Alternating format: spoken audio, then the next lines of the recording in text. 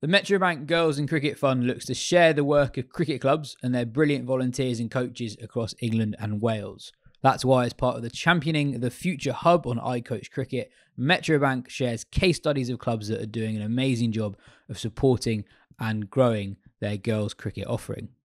Hello and welcome to the Wisden Women's Cricket Weekly podcast. The WBBL has started in earnest. This week, we'll be talking about that, including a couple of spectacular debut performances from some very young players. And we'll also be looking to the future with England. Project 2026. How can they reverse the current cycle of T20 World Cup results and win the thing on home soil in 2 years' time? I'm Yas Rana, and with me in Oz is Lauren Winfield-Hill. Lauren, how's the start of the Big Bash been? Watching it from afar, the headlines seem to be just these amazing young players who've sort of come from nowhere, who've done really well straight away. Yeah, there has. There's been this Bray from Sydney Sixers. I've just been watching her bowl tonight as well, actually. She's been a real find, the 15-year-old. Looks like a really good bowler. She's a real athlete. She looks really strong, got good strong action. There was a girl who belted it for the Melbourne Stars. Actually, for her heritage is she's French. So she's got a really interesting story. She's been a really good find as well. But I think, yeah, these comps, they always seem to unearth a new talent. The thing that always amazes me as well is when these youngsters come along, a lot of them don't even hold state contracts. And you think, sometimes at that age you don't have a contract, but you can be on like a pay to play or something. A lot of them are playing Big Bash before they've even debuted for their state. They haven't even played state cricket, which I find just completely mind blowing. But I guess the fact that you've got like your Melbourne and your Sydney teams have two teams from that one, that one pool of state players means that you get some new talent out on display, which has been awesome. Yeah, just on Bray. So she's only just turned 15, and we've seen good signs with both bat and ball.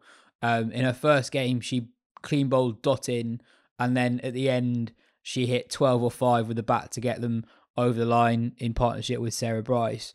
And there's a bit of an Elise Perry comparison, not in just in what she does, but also that she's also a dual sportswoman.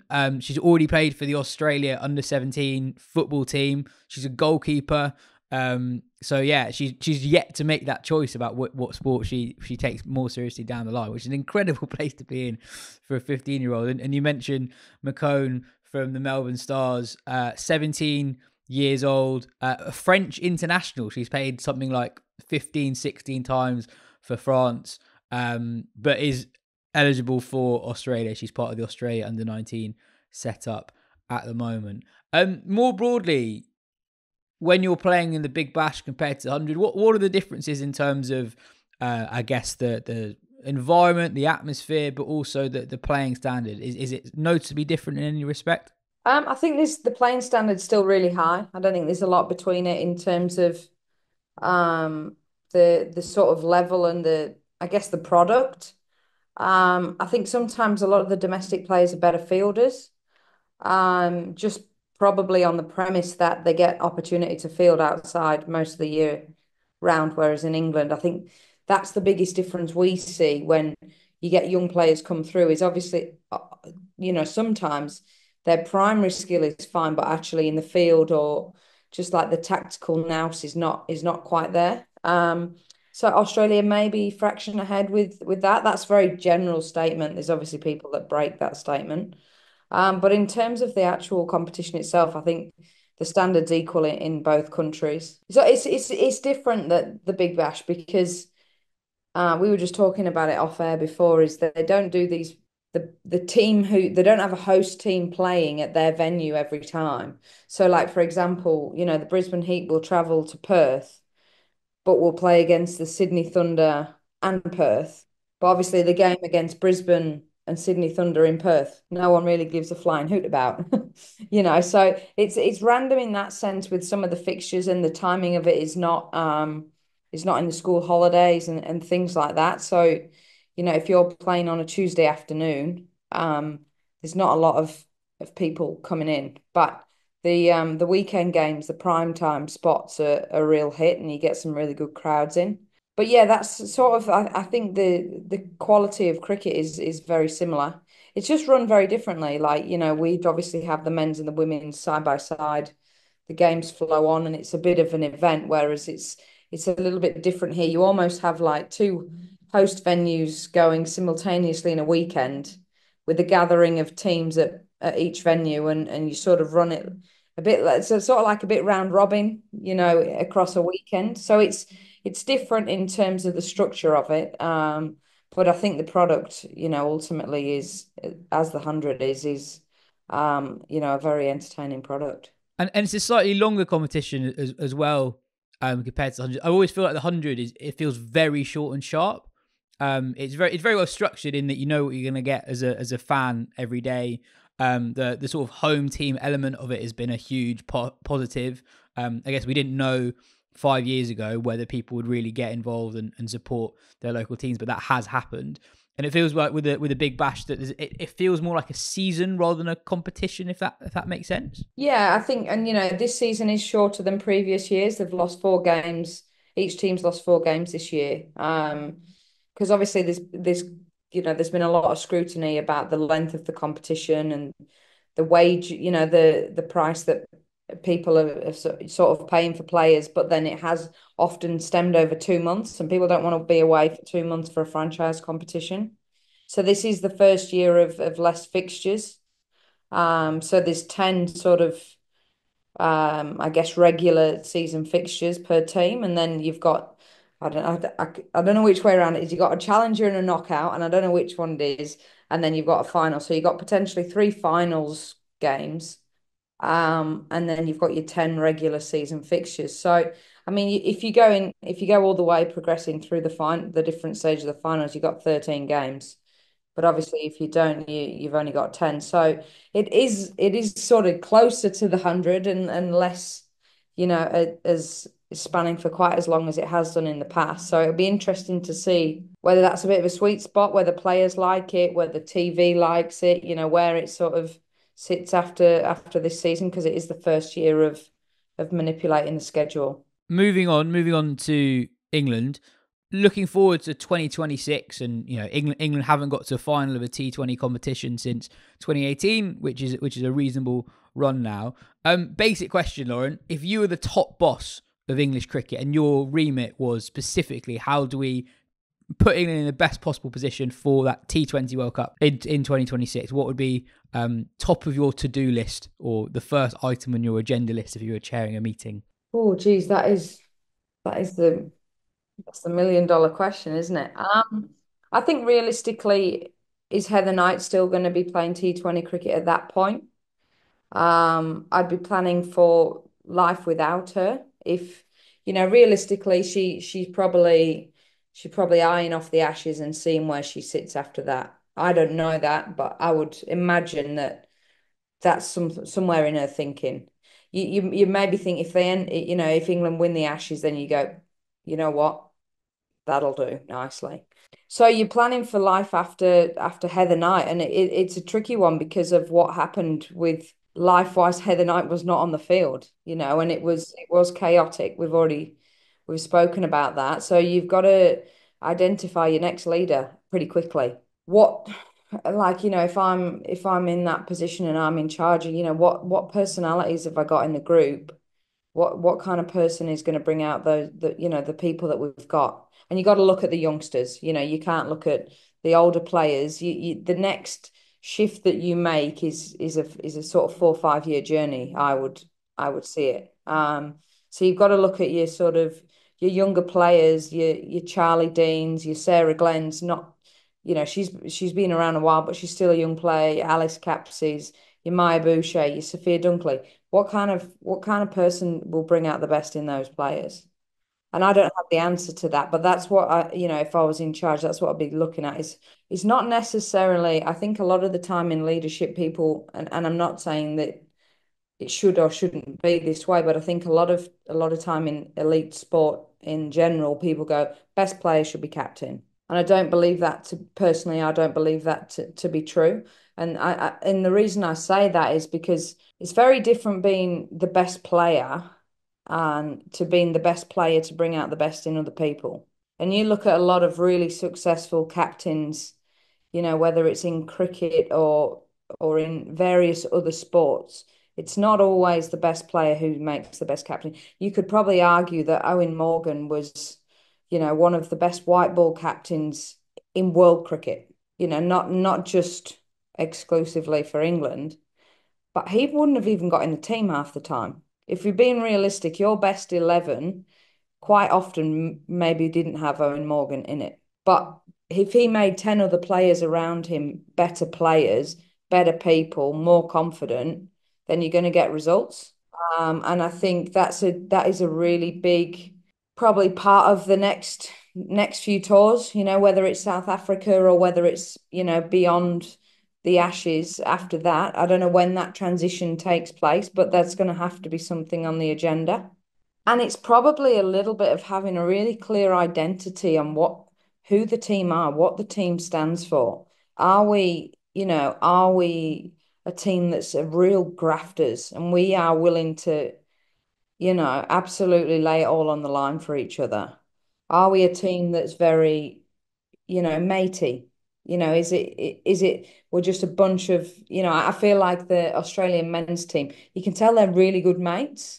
And that's sort of become their identity, hasn't it, since I guess since Sandpapergate. But it's like, what does this next crop of England players stand for? How do they want to go about their business? What is their identity where you go, you know what, when I think of that team, I know that these few things spring to mind. On sort of growing and developing the next batch of leaders, obviously each individual has different sort of natural leadership skills, right? But what can you do to develop a young leader? So like you captain a lot now. Would you say you were ready in your early 20s for that sort of responsibility? Was there anything that you did a few years ago that helped you on that journey to become a confident leader? Yeah, I mean, I captained like I it's different. I captained all the age groups. I captained a lot of England A stuff and Super Fours back then and things like that. Had a lot of leadership exposure, and I think that's one of the primary flaws that we've got going on at the minute with this England group is that we got a whole bunch of vice captains, but we haven't had a lot of people that have had leadership exposure at that level. You look at like let's say somebody like I think has really potentially really good leadership qualities is Charlie Dean. She probably hasn't captained since age group. Or, when she might have done the occasional Vipers game if Georgia Adams was injured or whatever. But it's like that is not going to prepare you for international cricket. So it's really difficult now when you're sort of going from 0 to 100 in that space because you don't have this drip feed of exposure to doing it. You look if we link back to like the WBBL now, it's been a real shift this year where a lot of the young players, the young Australian players, have been put in leadership positions. So you've got Sophie Molyneux, who's obviously captained the Renegades for a few years now, but has been in and out with injuries. You've got Annabelle Sutherland, who's now taken over from Meg Lanning at the Melbourne Stars. So they're getting, Talia McGrath has done the Adelaide Strikers for a number of years, hence why she's in the driving seat, to take over the Australian captaincy when Alyssa Healy sort of steps aside. There isn't a whole heap of lists of people in that English team where you go, well, yeah, that's a really obvious choice for me. We know that Nat Sciver-Brunt his vice captain has done it, but do you want to burden your best player with more load?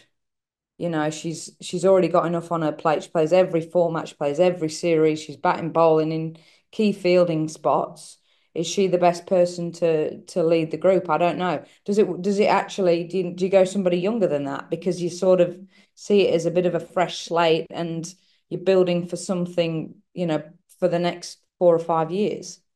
But I do think fundamentally it's a bit of a flaw in the system because it's not a great position as a nation to sort of be looking around where there's no clear cut 4 or 5 leaders that you think, yeah, they're absolutely, we could give it to any one of them and they'd be fine. Mm. Yeah, another one in the Big Bash, Phoebe Litchfield's skippering the Thunder. She's only 21.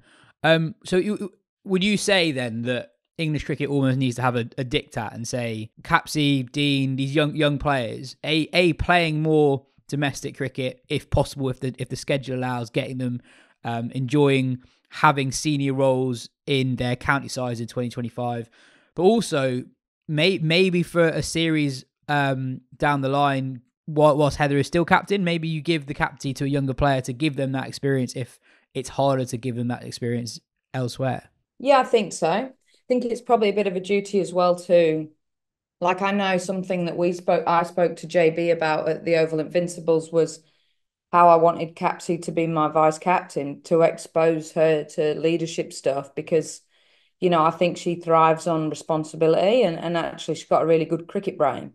So it's almost like, okay, well, that's what needs, in my opinion, needs to happen is, you have a senior player who is not going to be around forever, and you could take in a young player under your wing.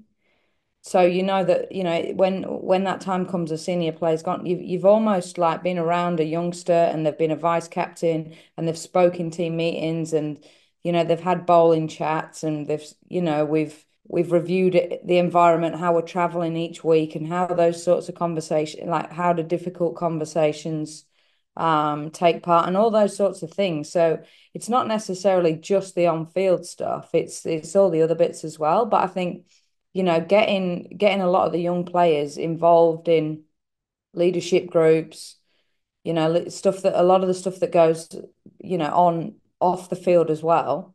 And then looking at opportunities that, you can create for players on the field as well, whether that's domestic cricket, whether that's captaincy or vice captaincy in the 100, whether that's like, for me, it's like if you're having a warm-up game in a series, just let someone else be captain. Like it's a warm-up game. If you're playing an internal game where we see a lot of the time, it's like England versus England Day or like this England Reds versus England Blues. We'll get two youngsters doing it, like Heather doing it and Nat doing it. You're sort of not learning anything about anybody else. And that may well be the next best choice.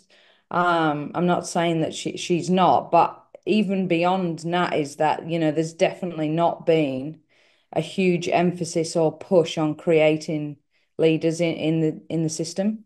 And also the best sports teams, and not just in cricket, you can watch them on the field and you can tell they've got leaders everywhere. It's not necessarily who's wearing the captain's armband. It's, in scenarios where the captain can't necessarily influence the game, you can have bowling groups who support each other and have a lot of experience and sort of coach each other through difficult situations. It's about not just finding your next captain, it's finding more leaders on the field when the going gets tough in a crunch game. Yeah, and I like it as much as I hate complimenting Australians and Australians system. Sometimes you just have to do it.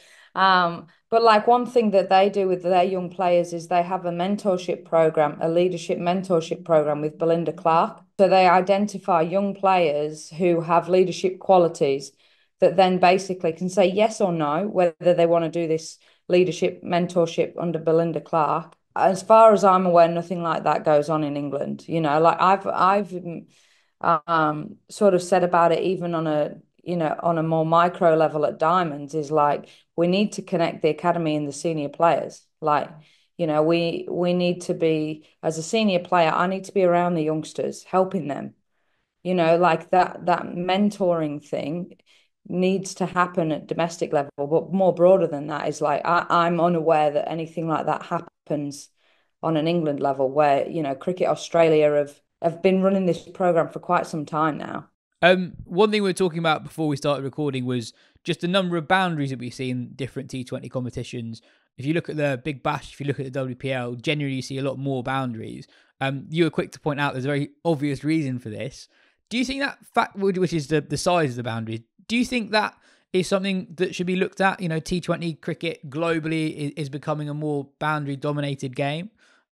Is bringing them in potentially in our domestic competitions, giving younger players confidence that they can clear the boundary? Is that something that potentially should be looked at? Yeah, I think so. I mean, it depends if you're going to compare competitions or whether you're just going to use them as a sort of standalone comparison within the competition, if that makes sense. Like if you sign in someone or you're looking at young players and go, well, she's hit a lot of sixes in this competition or whatever. And it's like, okay, and then you compare that to a competition, you know, not the same, but like the CPL, the boundaries were enormous and the pitches were very challenging, you know, pretty long, tough, thick outfields. So you can't compare that to the WPL when there was a 47-meter boundary, you know. But depends what you want as a product. I think even just like watching today, like the North Sydney Oval, the boundaries are tiny. And the first game was like 216 and then 190 odd. And you just think, like I'm a batter, I'm always going to be biased for runs, but it's there is literally nothing in it for the bowlers. There's barely even, you can't even score a two because the boundaries, you know, they're 50, 52 meters or whatever it is. So it's tiny. The WPL, when I was commentating over there, one of the sides of the boundaries, one side was 47 meters. So yes, you get a lot more boundaries hit, you get a lot more sixes. That's really exciting. It looks great on TV, although it's great for the crowds. The only challenge with that is it's very difficult for bowlers to get any sort of, like, how do you keep evolving and sort of keep going as a bowler when it feels like you're on a postage stamp, I'd imagine. And you know, like you can't even, like I say, I imagine the amount of twos scored is just like crazy low because it's either a four, six, or a one. So it depends on the product is massively exciting. It's great for the crowd. The other thing you've got to consider is the venues that you're playing at. So like a lot of the venues in, you know, and obviously it was in Bangalore and then Delhi in the WPL. So those venues are small. You know, it may not be there every year in the WPL. It might travel around, it might change venue, that might give more variance in the pitch, in the boundary sizes. Obviously, at the minute, the WBBL is at North Sydney Oval, very small. Allen Border, very small. The Wacker's pretty, it's actually not too bad, you know, width, but it's quite small straight. Whereas when you go to the stadium rounds, you've got MCG, you've got the Gabba, you know, then they're going to be a lot bigger. So, you know, you might be a very different brand and entertainment that you sort of see. And it'll be interesting to see what people prefer as a, you know, actually as people watching or players, because it is very different playing at the test venues to some of these outgrounds that are very small. And you look at the 100, they're at all the test venues. So a lot of them, if you made the boundaries tiny, it would just look ridiculous in the middle of the, you know, you then got the optics for TV where you got the boundary edge with all the sponsors board, and then you're miles away from it. So then it's like, and then you've got the keyboard warriors that'll be typing and going, well, this is just a joke, you know, like what are we watching? So yeah, it's different. I think a lot of it has been because in the WBBL it is the smaller venues. Yeah, I guess it'll be quite interesting having a World Cup in England when the conditions are more, you know, they'll be similar to what we see in the 100. Imagine boundary sizes will be similar to what we see in the 100. I mean, the venues will be very similar. And it'll be interesting to see actually is the type of T20 cricket that we see just actually quite different to what we've seen in global tournaments elsewhere in the world, but also domestic competitions in Australia, domestic competitions in India. I guess that is the real positive, right? You know, like England still have a lot of really exciting young players who, in 2 years' time, will have a lot of experience under their belt, and it's a home World Cup. They'll have the, you know, the intangible benefit of having home support, but also the tangible benefit of having lots of experience playing in those conditions. And actually, although it didn't go well for England in the UAE, there have been lots of positives for England in the not too distant past in T20 cricket. So it might feel like it's quite far away, but actually, not a lot needs to change for England to take a step up. Yeah, no, and I think looking at like we spoke about, and unfortunately didn't predict correctly, but you know, I really think there's a massively exciting side in that, you know, there's a lot of talent in there. You just look at franchise cricket all around the world. A lot of English players get picked up, and there's a reason for that because they're some of the best players in the world. It's just about how you get those best players in the world to come together and be the best team internationally. But there's certainly no shortage of skill and talent, which is really encouraging. You know, there were there was a thing on the TV tonight about the WBBL, and there was, flags and how many players overseas from each country, and England was the highest. There was 9. That says a lot about English cricket.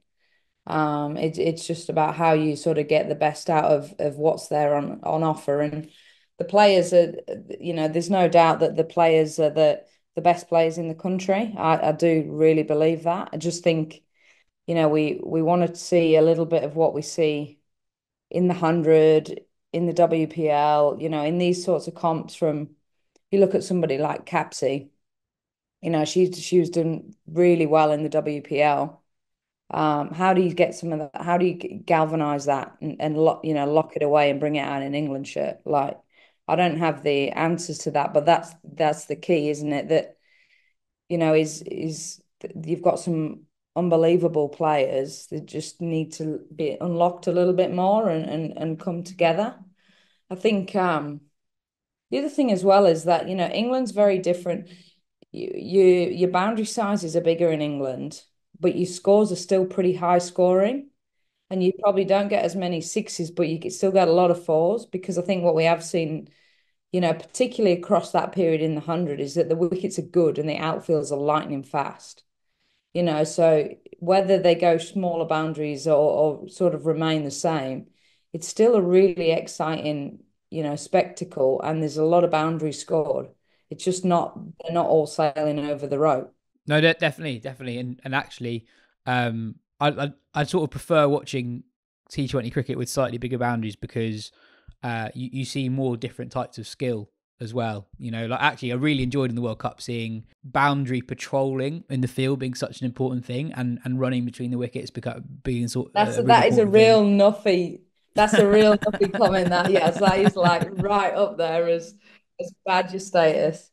But no, I agree with you. Like, even just watching some games like today at North Sydney, and it's an absolute batting paradise. I was watching Amanda Jade Wellington bowl, and I was like, oh, she's really, like, she's taking the pace out of that. She's held her length back beautifully, and like they're nowhere near it, and absolutely got none of it, and it's still gone for 6. And you think she's actually bowled that really well. And there's a few deliveries where you think, oh, executed beautifully, like great back of the hand slower ball, and it's just like still gone for 6 over their field. Like, I always think as well as, like, you don't mind it if you get hit over. Like, I always say, like, I don't mind if you get hit over your fielder's head, because you've actually executed what you're trying to do. That's less criminal than, getting hit through the offside when you got the offside up or whatever.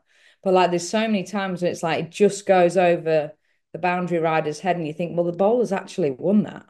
They've bowled really well, but it still just gets, like, I'd love to see how many times the sixes are just hit over the boundary fielder's head on a small boundary.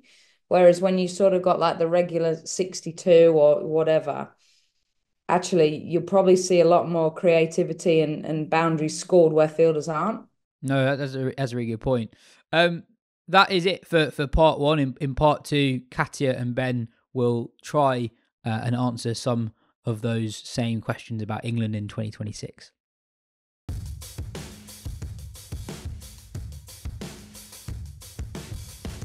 So the starting point of this chat was a conversation we were having on a previous pod about England's recent record in major T20 competitions.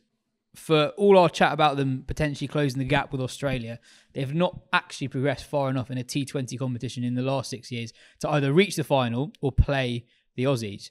In 2020, they were knocked out of the T20 World Cup effectively because of a group stage defeat against South Africa. In the 22 Commonwealth Games, they were the losing semi-finalists on home turf against India. In 2023, they lost the T20 World Cup semi-final against South Africa. And this year, of course, they didn't even make the knockouts after a heavy defeat against unfancied West Indies in the group stage. So why, in T20 cricket at least, are England not challenging for world titles despite their resources? And before we start, I think it's important to make it clear that we are just talking about T20 cricket. England reached a 50-over World Cup final 2 years ago. It wasn't necessarily the most convincing run to the final, but they still made it and obviously won in 2017. And they have a slightly more established side in the 50-over format, although some of the problems that we'll address later apply to both white ball formats. Katya, a broad point to start off with. The age profile of the squad tells its own story.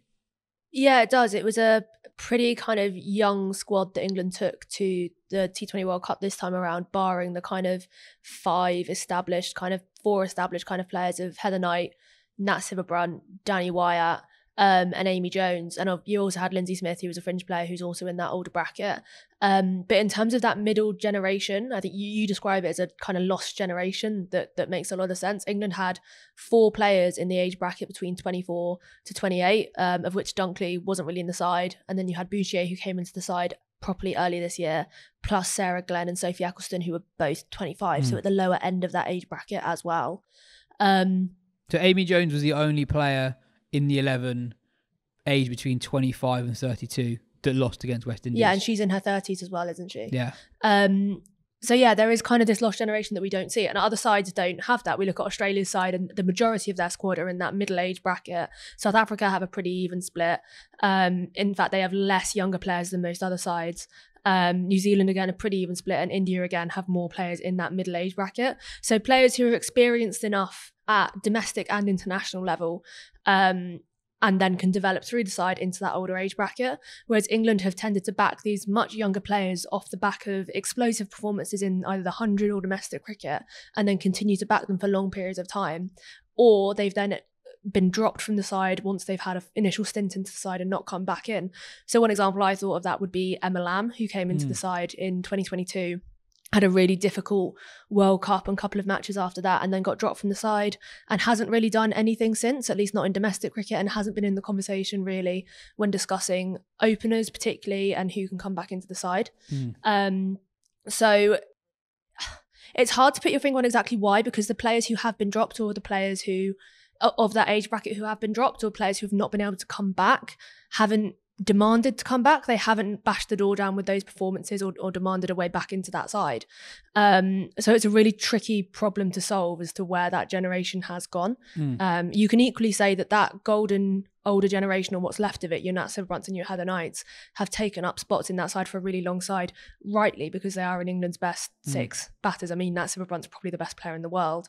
So it is also a case that in the middle order, there hasn't been a lot of opportunities for players to come through. Those spots have been in the top 3 for people to come in. And it's almost been a bit of a, if you bar Danny Wyatt Hodge, it's been a bit of a rotating door of openers and number 3s and that kind of thing. I think part of it is down to, if you think back through sort of the last 15 years of how women's cricket has developed and changed in England, I think you can almost, when that lost generation would have been young players, was kind of in the gap almost between Australia professionalising their domestic structure and the first time that England was starting that with the Kia Super League. So I feel like if there was a young player coming through then who would have been like, was talented maybe, England would still, they'd be coming through this thing that was, quite far off international cricket. And maybe if you're an England selector, you're looking at that and thinking like, that person is quite far off how good we know all the Australian players coming in are, because of how we see what the 2 systems would have been producing at that time. That would have been when the difference between the 2 systems was the greatest, I guess. And then this actually, because we also have this big gap between England specialist batters debuting between, I think, Winfield-Hill in 2013, and I think it was Bryony Smith in around 2018, who was the first one since. There was about a 5-year gap, and that's, again, Bryony Smith was one of the standout uncapped players in the first season of the Kia Super League, which is a long time ago now. Yeah, a long time ago, but that's still, she is one of the ones in that bracket. And then it's not entirely down to that professionalisation thing. I think the golden generation thing is right, that you actually did have a crop of players, and that is, in some ways in T20 cricket, that's not dissimilar to what we've seen with the England men's. But actually, the issue with having a group of players who are all really good at a similar age can be a bit of an issue when you need to bring some younger players in. But then it's not, I don't think it's any one thing, but I think that has a part to play, is that professionalisation. And now when you're looking at picking players, I think England in general, they just like long-term picks. And I think that they can sometimes go a bit too long-term in their thinking. So they might think that, one person might be a bit better. But if you've got a 17-year-old who is in this fully professional structure, and you think this player is going to be a world beater, well, let's get them in, give them the best chance, and doing that above a player who is, But do those players exist? Who are the players aged 25 and above who should be in the setup. Yeah, that's fair. I think the one, and it's tricky because she almost just got good just a little bit too late. But whenever I watched Paige Schofield on the 100 this year, I was like, she is really, really good. Real pod favourite. Yeah, she is. Yeah, but for a reason. Yeah, like if I was thinking like if who would I back to make runs in certain situations? Her or it feels harsh to single out players in the England team, especially because also like it's tricky. I think one of the things Cash is making the point about, I guess it's Amy Jones taking middle order spot, which means that there was only the opener spot that was there. And Maya Bouchier is probably the person who's come out of the England World Cup with her reputation dented the most, but she had won that spot as well. And I guess that's the other thing is some of these players who have come through and look good, why have they not kicked on the same way? You can say the same thing of Sophia Dunkley, I think, who, has looked really talented. Actually had a really promising year 3 years ago when she was very young. But we've not seen the next step. We haven't seen her take the same step again. But then you can also look at some of the players like Paige Schofield or even a Holly Armitage type character who have been given some limited opportunities. Like Schofield had that series, even though it was a very limited series against Ireland this year. Holly Armitage was picked for New Zealand when England were without a lot of their first choice players for the WBPL and then picked up again for the Ireland series this year. And those opportunities weren't taken for whatever reason or whatever kind of form issue. No one really banged down the door selection in that Ireland series, which was a golden opportunity to stake your claim as the next kind of cab off the rank for an England spot. And no one really kind of set the world alight in that series and said, that's me. So you can also point to when these players are given opportunities, they don't exactly demand a regular spot in the side or challenge the 11 in the side. The only one we have seen over the past couple of years is Lindsay Smith as a spinner who demanded that fourth spinner spot for the UAE. Yeah, I think it's quite interesting when you look at the domestic stats in every competition. I don't think there's a player, let's stick to batters, I don't think there's a batter outside that World Cup squad who really demanded attention, who deserved longer run. I think with Schofield, I think it was more that her 2024 was so good, it almost felt like if there wasn't a World Cup when the World Cup was happening, she'd probably been on a tour. But because there was a World Cup and she hadn't played yet, it felt probably too soon for her to come in. I guess one other aspect to this is that we are talking here as if players progress linearly. One thing I thought that was quite interesting in the World Cup is 3 of the better players in the tournament were players sort of in that age bracket of late 20s, early 30s, who improved a lot quite recently. So Brits and Bosch for South Africa, who both played really pivotal knocks. Bosch plays one of the knocks of the tournament. And Brooke Halliday at New Zealand, who had a really impactful end to the tournament, and she's carried that form through into the ODI series against India. These are players who hadn't done a lot in their early to mid-20s, but have really advanced. That's quite an interesting thing because we haven't really got an example of an English player doing that in recent years. And it feels like that's a competitive area where England are falling short on at the moment. Yeah, I don't really know what the difference is in terms of South Africa and England, but I would think, and I have heard from some players, that generation, almost the in-between generation, as Ben kind of alluded to, before domestic cricket was fully professionalised for players, that was the age that people tended to age out of women's domestic cricket when you couldn't afford to keep playing cricket and not be paid for playing cricket. Well, if you were the 20th best player in the country, you weren't getting a contract, right? Yeah. So if you're 21, finish uni, they had a couple of rookie contracts as well, but broadly speaking, if you were 21 years old and you weren't at the top 20 players in the country, you had to find another job. Yeah, but even if you move back a bit for that as well, I remember reading a story about Casey Levick saying that she couldn't afford to be playing for England because England weren't paying her because she didn't have a central contract, even though she was selected to go on a training camp for England. So there is an element of we haven't had fully professional domestic cricket for long enough to see these players have access to the facilities, the coaching, the funding and the lifestyle that goes with that, to have this kind of generation of people in their mid to late 20s to select from. As I said, I don't know what the difference is in South Africa because that's definitely still the case with South Africa. But if you do look at Australia keep these players in the system for so much longer and are able to wait until these teenagers or 20-year-olds have had more experience of the WBBL or state cricket or whatever it is, that they can come into the side as more experienced individuals rather than catapulting them into sides all the time, unless it's the most demanding cases as teenagers or in their early 20s. I guess one of the things as well with the likes of New Zealand, bit with West Indies and South Africa, is that it shouldn't really act as a positive, but actually in some ways, if the talent pool's a bit shallower and you just have to back these players because there's no one else, and then I mean, you know, there will be case of players who just don't come good in the end. But also, like, and I think actually looking back at Sophia Dunkley would be, I think if, say, Sophia Dunkley was playing for New Zealand with her record as it is in cricket at the moment, she would still be in the side. She's actually, the record across formats is like, it's still decent when you look, you know, averaging 23 in T20, striking just under 120, averaging 27 in ODIs, striking 80. These aren't world-beating numbers, but they're an okay start. I know she got a long go in the England side, but you get more patience at those kind of teams. And that I'm not saying that England weren't right to look past Sophia Dunkley, because that would have been looking like picking her over players who were like, you know, like Alex Captaincy, who needed to be picked, that kind of thing.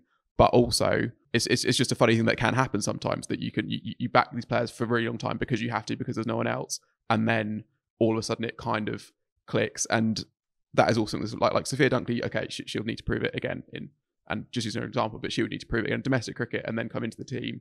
But she's also played loads of international cricket, and she's only 26, and there can be a danger. I think she has time to come again, obviously, but there can also be a danger with picking young players when you also have lots of players coming through, that you actually end up sort of almost consigning them to not quite good enough before they have had the chance to reach their peaks. And then with other teams where they don't have so many players to choose from, they have to stick with those players, and then they come good when they just reach the age when you're naturally going to be at your best as a cricketer.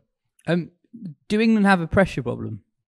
I think it's obvious that you can look at their results in the last few years in most competitions, and they've gone out at a point where pressure has been applied to them for the first time really in a competition. You look at that Commonwealth Games.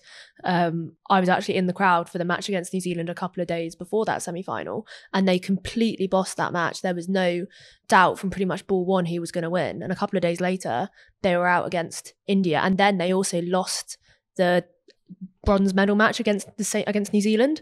And it's almost like as soon as stuff starts to go really wrong in those kinds of matches, it keeps going really, really wrong for them. You look at that West Indies game in the T20 World Cup this time around, there was still a point quite late in that game where they could have pulled it back. But because they look like they're giving up. Exactly. They look like they're giving up quite soon. Both of those tournaments as well, it's quite important that Heather Knight was off the field. Heather Knight wasn't playing in the Commonwealth Games, and she also wasn't on the field for the second innings of the T20 World Cup. But you can also extrapolate that back to the previous T20 World Cup when they were again in a winning position against South Africa in the semi-final, and they again let that slip. So I think it's pretty obvious when looking at them that they do have a kind of pressure problem. The difference, I know we're talking about T20 cricket here, but if you look at the 2022 ODI World Cup, they were under a lot of pressure in that tournament. They'd lost their first, I can't remember how many games, and they did come back, and they also won the semi-final, and they went on to lose to a very, very strong Australia side in the final. But looking at that performance in isolation, even against the West Indies, that shouldn't happen on a cricket field. If you're in the top four sides in the world, you shouldn't lose your head that badly on a playing field. You can also point to similar stuff. So with the 2023 T20 World Cup final, a lot was made afterwards that Catherine Sciver-Brunt had lost her rag on the field and was shouting at younger players and was shouting at misfields and all this kind of stuff. And John Lewis singled that point out afterwards and said, we don't want that to happen again. We don't want senior players to be losing their rag with other players or losing their rag over miscatches. And there looked like there was a kind of element with that in this time around as well. So it seems like it either hasn't been addressed or it hasn't been effectively addressed, that England players do have a tendency to do that in these high pressure scenarios.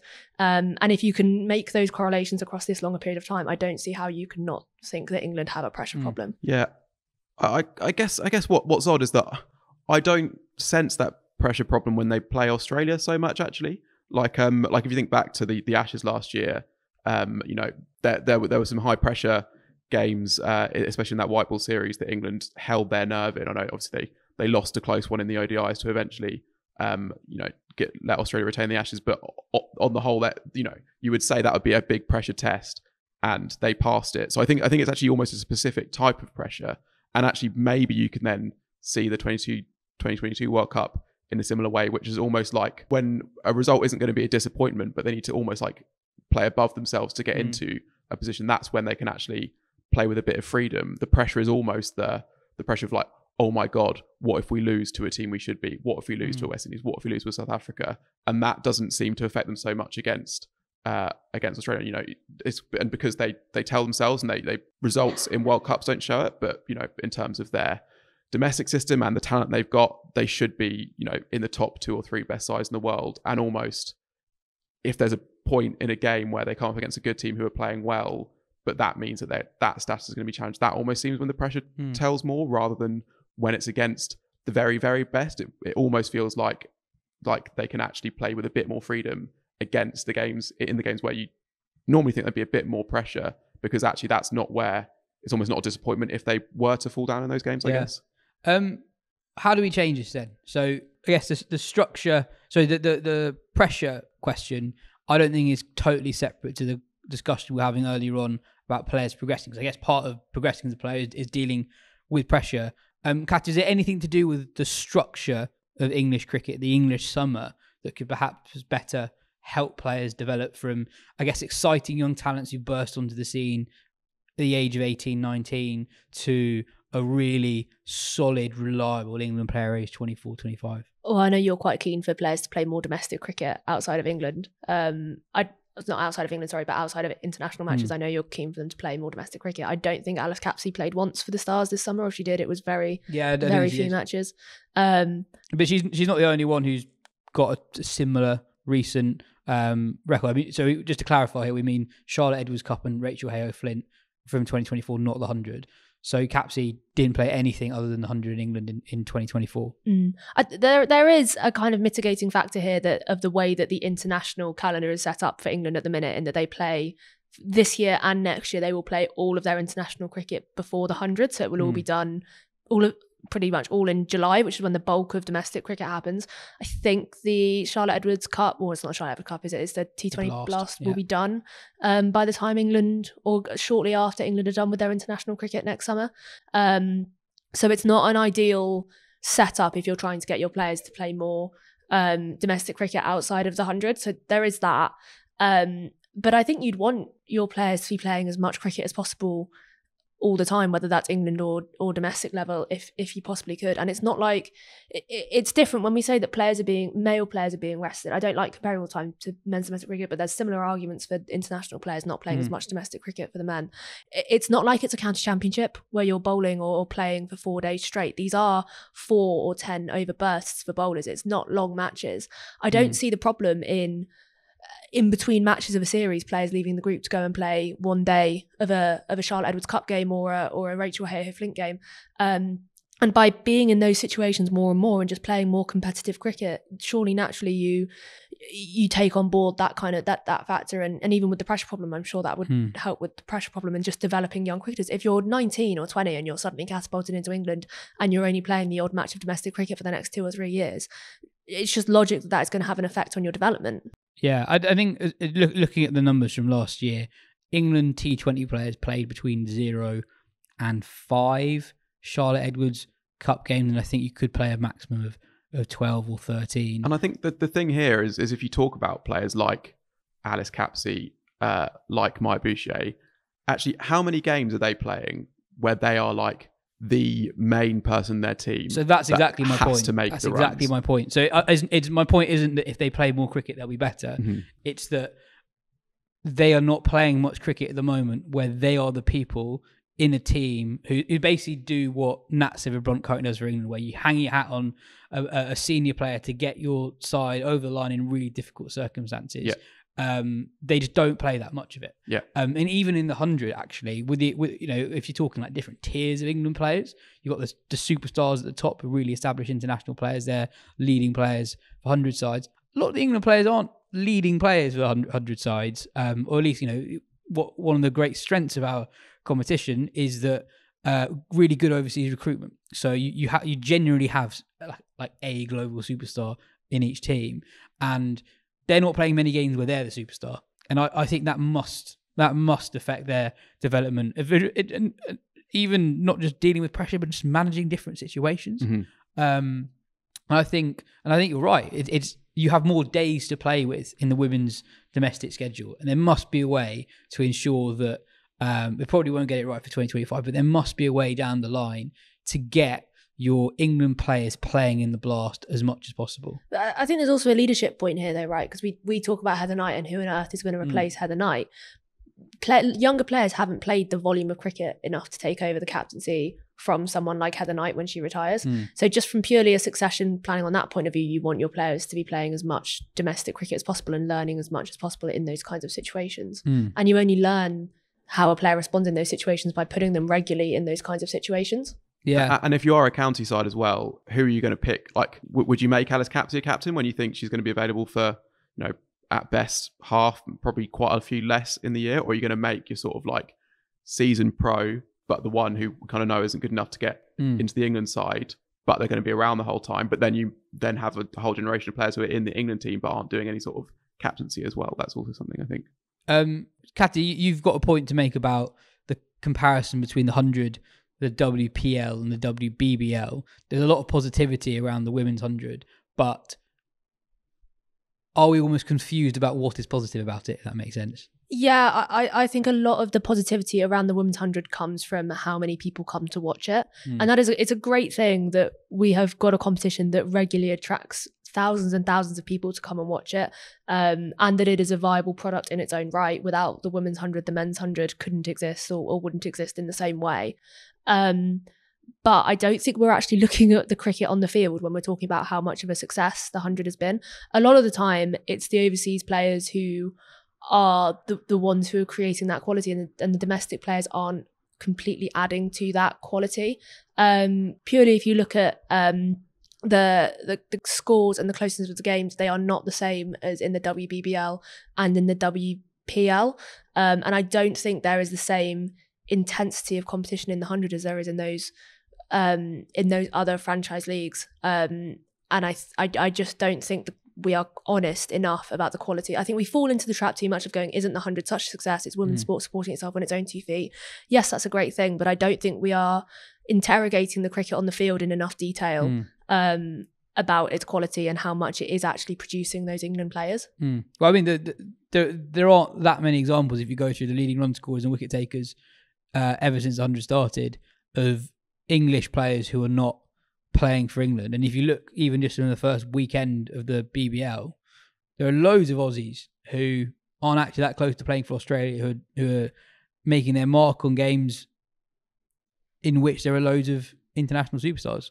Yeah, and I guess going back to the point about like Australia almost have the opposite thing in terms of like needing to back a player for a long period of time and then, you know, lose them before their best, is because those players that Australia might bring in at say 26, they've actually already been playing a standard of cricket that is like comparable, often higher than international cricket, and that also and they've been doing that for their whole career. So actually, there's no question they're going to be fine to do it, and I think that kind of that then repeats itself in a way. Like, but I mean, it's still extraordinary. Obviously, you look at Australia, you see these 15-year-olds bowling 110 kph or whatever, and you know, 17-year-old French teenagers striking these extraordinary six down the ground. There is just something in the water there as well, and it can be a slight sporting culture thing, which does mean that Australia, there's athletes everywhere basically in a way that I don't know if we're always looking over to Australia and thinking like, why are they doing things and we're not? But so I guess maybe the WPL is a more feasible touch point for England, but then I guess, has it produced loads of India players yet? I feel like that team is still similar to it was before the WPL launching. I think these things, they are going to take a bit of time. And I wonder, because there are questions over like how players develop in the England side. And I do think that thing about that gap, we talk about sort of like they're not getting to captain and they're not getting to, be the main players in their team. But it's also like, I think you want that sprinkling of things because it just makes that succession planning so much easier. Like, okay, the players who are 28, if you have like 3 of them, one of them should be captaincy material, and then you get into the next thing. But I do think in 3 years' time, we're going to have the likes of Alice Capsey and Freya Kemp. I mean, they're not going to be in that age bracket yet, but they're going to have quite a lot more experience, and they have been brought in very young and still are quite junior in their careers. So I do hope that like some of these things will almost naturally progress through a cycle. And maybe this was an England team at like a slightly weird point in the cycle, but. And also you've got the Eccleston Dean generation who've played loads of international cricket but are still quite young. Yeah. That should be a positive quite soon. Yeah. It's a bit of a weird point because obviously with franchise leagues you pay your overseas stars the biggest money to come over and score the most runs, hit the most sixes, take the most wickets. And same with your England stars. The reason the England players are shared around hundreds of franchises is so there can be at least one marquee player per side. But when you look at the WPL and the BBL, the top run scoring and wicket taking charts aren't as dominated by overseas players and international players as the 100 is. You have to go really far down the list to try and find the next wicketkeeper who's averaging a lot in the 100, for example. And you think of players like Sriyanka Patil in the India side, who's come through into the India side and was in the top wicket takers in, I think it was either last year's or this year's WPL. And you don't tend to see that in the 100. So if people think we're criticising players for not being better than international overseas players soon enough, that's fair, but it's not the same case overseas as it is here in those kind of competitions. We're not criticising the players. We're criticising. Well, I guess we're not even criticising. We're just describing what the lay of the land is, and in the 100, it is different to those competitions. You're right. You know, non-cap players have less of an influence in these competitions. It's also quite interesting. We're doing a post-mortem of a side that we broadly agree has underperformed for 5 years, and we're not even discussing the captain because of what happened when Heather Knight wasn't on the field at the back end of that World Cup game. And that is a major question England will have to ask at some point. There is not an obvious contender. There's not an obvious person at the moment who's Nat Sciver-Brunt's vice captain. I don't think she's a natural captain, and at the moment it does feel a little bit disjointed. But then it also raises questions. What is the purpose of a vice captain? Is the vice captain the person who captains when you are incapacitated like Knight was in that semi-final? Or is the vice captain your succession plan for future? Is that person to watch and learn the captain and be part of those decisions to then with a view to take over? And if you've given the vice captaincy to Nat Sciver-Brunt, who is pretty much the exact same age as Heather Knight, you're obviously looking to the former rather than the latter. I don't know whether I think that's fine for a World Cup. In a World Cup, literally the point of the vice captain is if captain rolls at their ankle, it's about the here and now. But it'll be very interesting to see what England do, let's say next summer, outside. Well, I guess the other thing is there are always World Cups. It's very hard to ever hit the reset button. Yeah, I guess the thing with it is probably fair, I think, still to question that appointment of Nat Sciver-Brunt as vice captain, given that they knew this might happen with Knight. She's very fit, but she is more injury prone now than she used to be. I mean, that was a freak injury, but that's, I think, the kind of thing that seems like is happening a bit more. And they clearly were a bit worried about Sciver-Brunt's capabilities as a captain because they were like, well, let's try and get as much games for captaining as possible. Having Knight sit out games for exactly the situation. But I think that people who know her, they she's a brilliant cricketer. She's a leader in her own way, but she's not that sort of captain.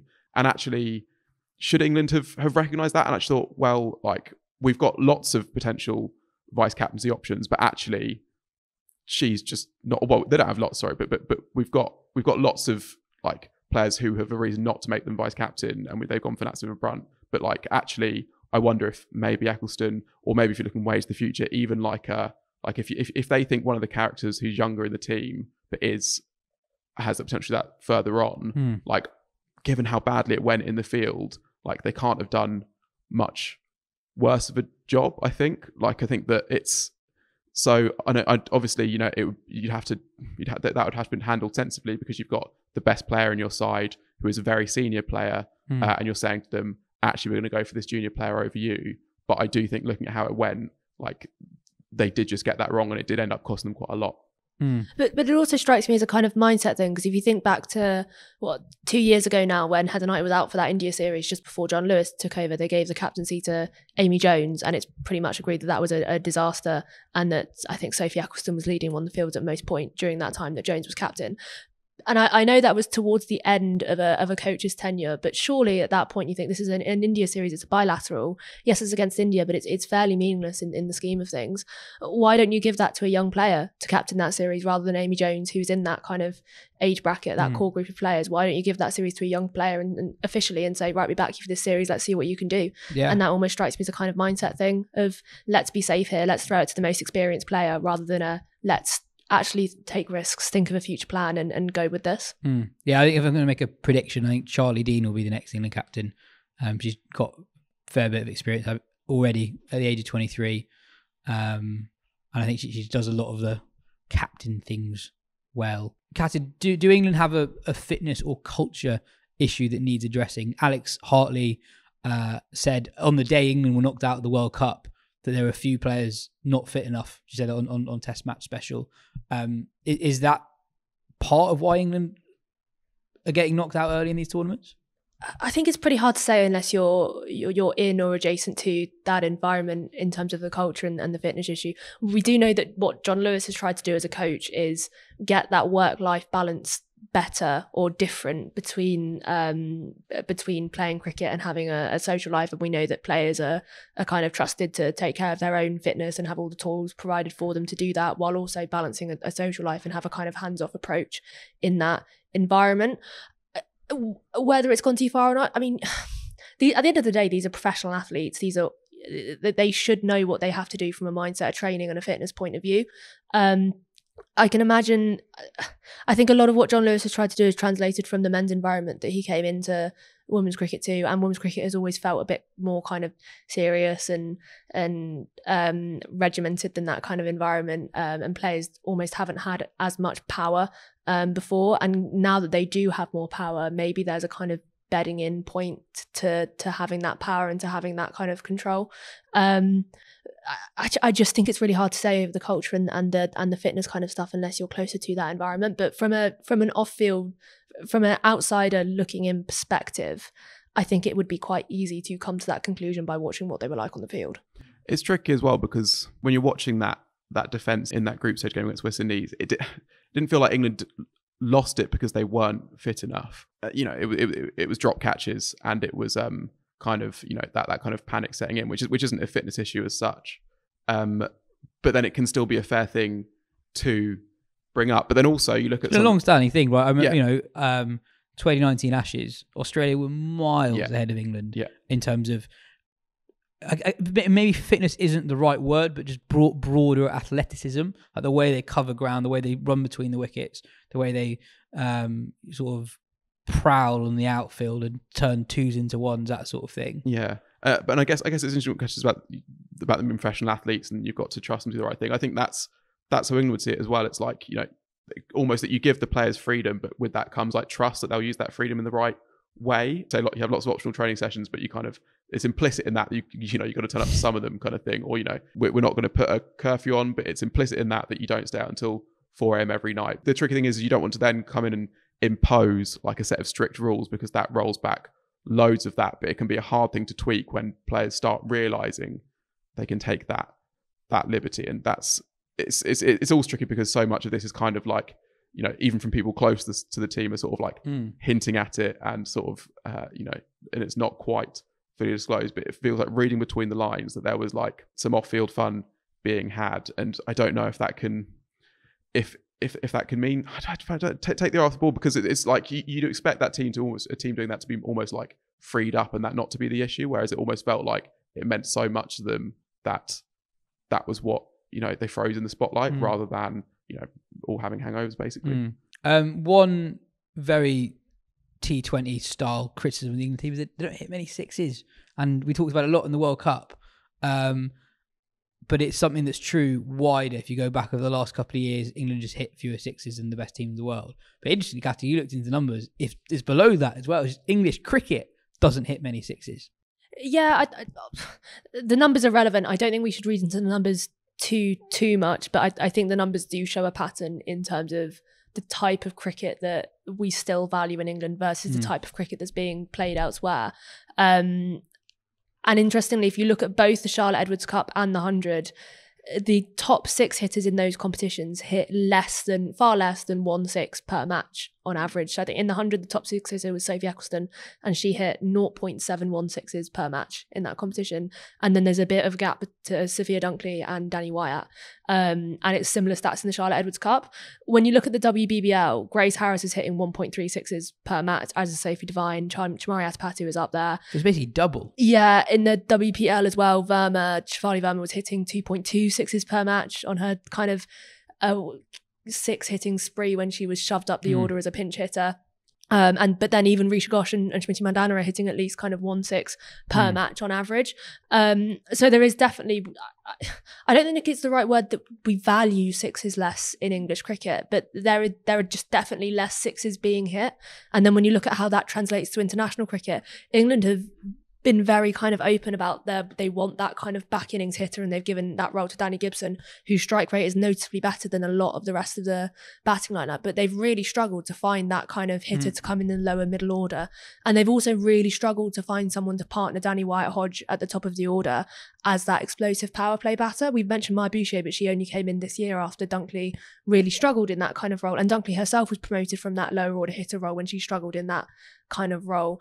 You look at Tammy Beaumont was dropped to go away and increase her strike rate, which she did in the 100, but then struggled when she came back into the England side. So whatever way you look at it, the sixes aren't being hit in domestic cricket, and they're not translating up to international cricket either compared to other competitions across the world. Yeah. I even looked at the WCPL as well, although the stats are not comparable for that because it's just such a smaller competition. Yeah. But Deandra Dottin was obviously top of the six hitters in that tournament. That there's not a single player who stands out like Deandra Dottin does as someone who is consistently even trying to hit sixes. All Deandra Dottin does is try and hit it out of the ground. There's no one who's trying to do that in English cricket. So I think one thing that I find quite interesting is that England are looking to identify certain players to do the six hitting when actually they just all need to be doing more of it. So in that West Indies game, for example, Gibson and Eccleston bat below Dean, and there was sort of, you could see the logic a little bit.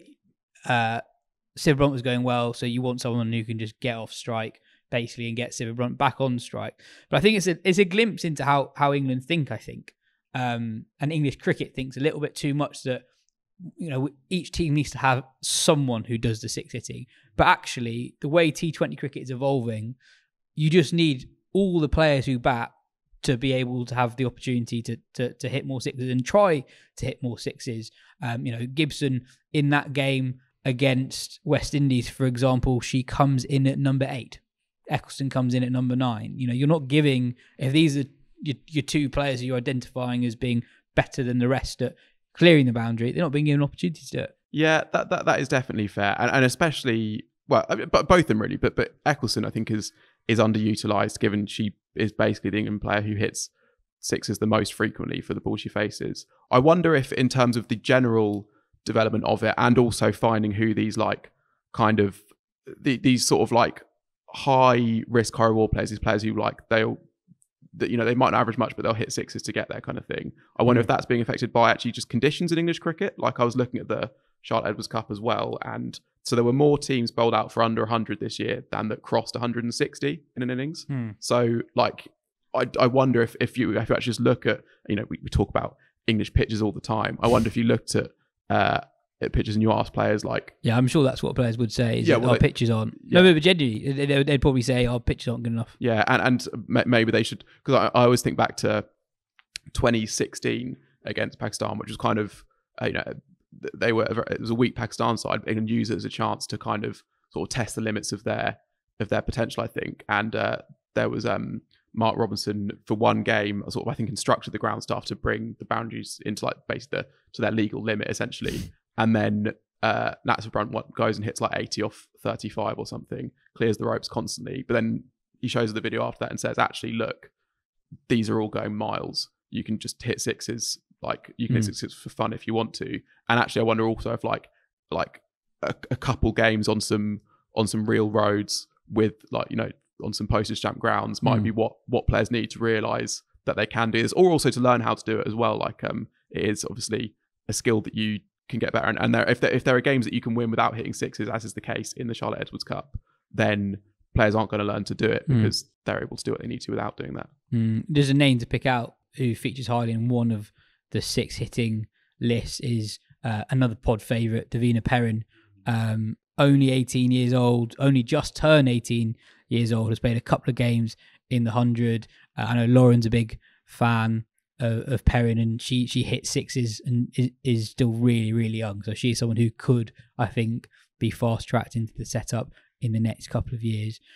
Looking nearer term, Katya, do you think there should be any personnel changes Well, we've kind of said that it's really hard, because I don't think any of us are in disagreement that this is probably England's best, if not their best 11. That squad of 15 are the strongest 15 players in the country for those conditions. So it's very hard to justifiably say this person isn't good enough, or that there's someone banging down the door to come in behind them. If you're giving it to me personally, I think there's the potential to almost make a statement with what you do next. I think a lot of those players in the side have been very comfortable in that side for a very long time.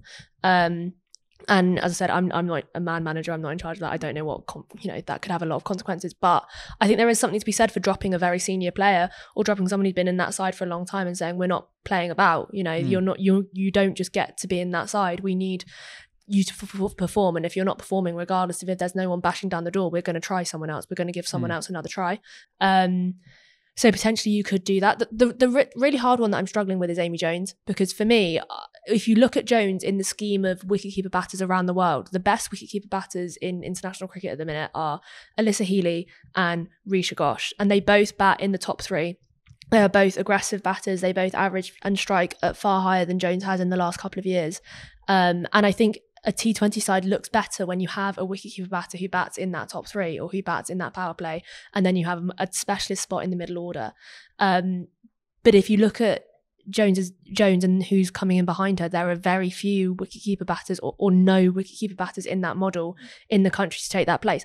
England have selected as a backup wicketkeeper on several times Bess Heath. She doesn't regularly keep wicket for Northern Diamonds, or in the 100 Lauren does. And we've also done a specialist episode on this podcast of the benefits of a specialist wicketkeeper batter in women's cricket. So if you have someone who doesn't keep regularly enough standing up to the stumps, to seamers, and who doesn't have that experience, that's going to be a very tricky scenario for you. So Jones's spot for me is particularly troubling, or particularly tricky, because if you look at Jones's numbers and you look at Jones's recent performances, it doesn't justify being in that side. But there's very few people to come in behind her and take up that position.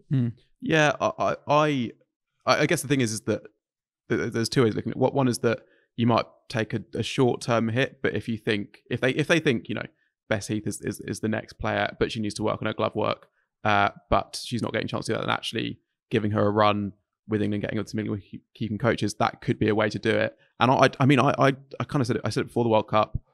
And when you look at how the England team is up, when we were talking about Gibson not getting enough batting opportunities, Eccleston not getting enough batting opportunities, and England also do have bowlers within that top team. That there are 11s that England can field where actually you can almost have a wicketkeeper down the order, and that there are times when that would also allow you to bring in a player who can another middle order option in like a slightly easier place to sort of get a first go in international cricket, rather than having to take all responsibility on. So yeah, I think I wouldn't be against that. And I think with Jones, well, because she's so talented, you see some of the shots she plays, and she spent a fair amount of her career behind Sarah Taylor, but that was a long time ago now that she's been England's first choice wicketkeeper. But you do wonder if you'd hope the messaging to her isn't this is you done away with. And I think there are other players, like I think Tammy Bowman, I think, is someone who I think should have been in this World Cup squad and wasn't, would have made a difference because they didn't have injury and got into the side. But still, I think that can be something as well that you can look at, is that you don't want to completely cut off these senior players when you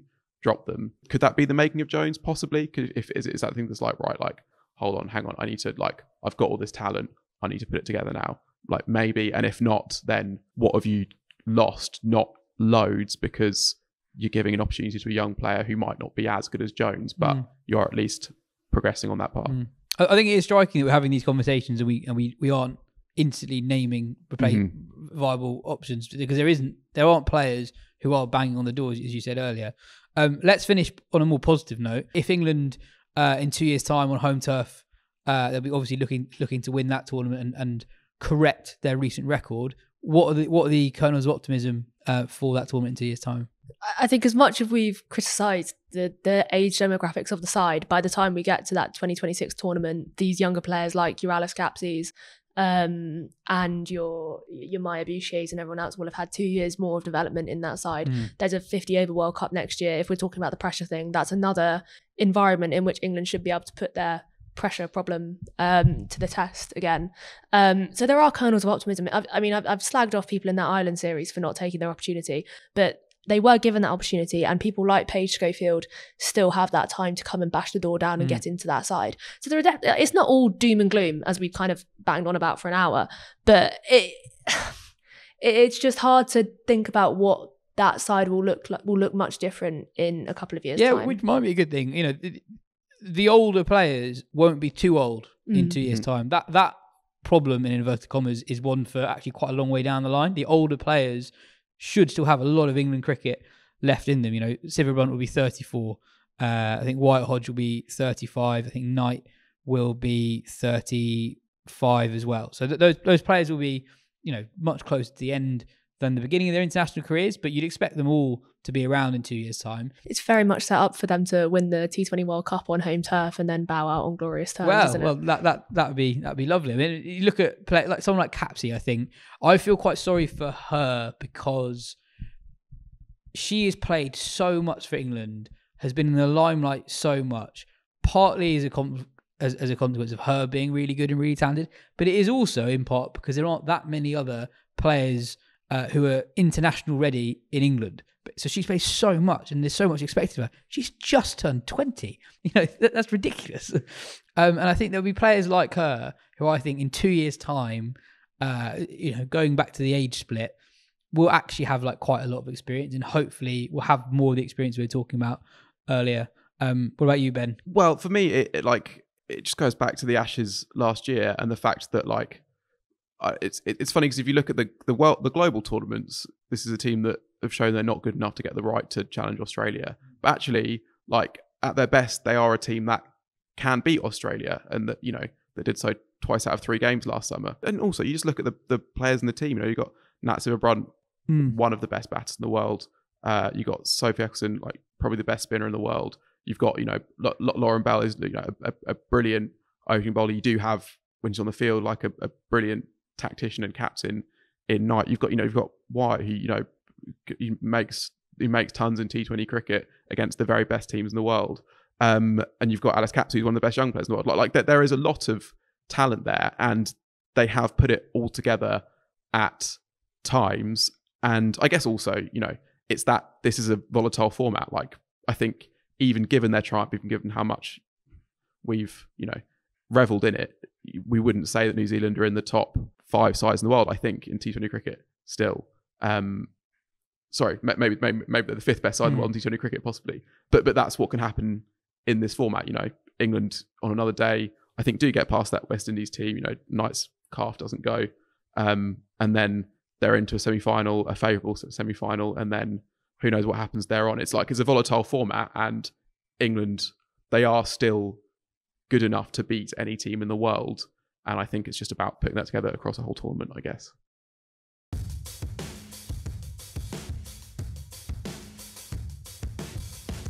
That is it for today's show.